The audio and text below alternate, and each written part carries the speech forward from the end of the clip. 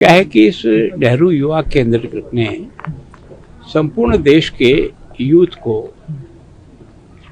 अपने भारत को जानने के लिए, अपनी संस्कृति को समझने के लिए एक तरह से एक्सचेंज जाने आने का कार्यक्रम होता है।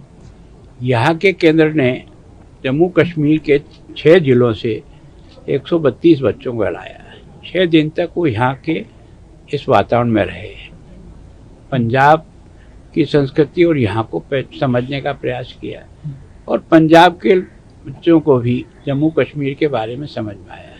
तो ये जो देश के प्रधानमंत्री जी का कि एक भारत श्रेष्ठ भारत है, ये समझ में तब आएगा जब वो एक राज्य से दूसरे राज्य में जाएगा। संस्कृतियाँ भिन्न भिन्न हैं, वेशभूषा भिन्न भिन्न है, खान पान भिन्न है, लेकिन कुछ ऐसे पॉइंट हैं जिनके कारण से भारत हमेशा एक रहा। भारत का कोई एक राज्य का जो हीरो होता है वो उस राज्य का नहीं होता है, वो देश का होता है।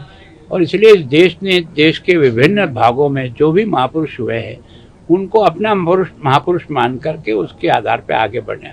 तो वास्तव में एक भारत श्रेष्ठ भारत, इस कल्पना को, ये जो यूथ को, मैं सोचता हूँ वैसे स्थापना तो 72 में हो गई, लेकिन सच में एक विभाग के स्पेशल विभाग क्रिएट किया गया, उसका एक मंत्री अलग से क्रिएट किया गया और इस एक्सचेंज कार्यक्रम के माध्यम से बच्चों तक है ना भारत को समझने के लिए और भविष्य में किस और चलना है उधर ले जाने का प्रयत्न किया। सर, एक इसके अलावा एक लैंड एक्सचेंज प्रोग्राम चल रहा है, उस पर भी आपने बात रखी थी, जो विधानसभा का मुद्दा इस वक्त चल रहा है। देखो, मैं सोचता हूँ कुछ मुद्दा है नहीं, मेरे पास तो केवल अभी तक तो कोई विषय आया नहीं।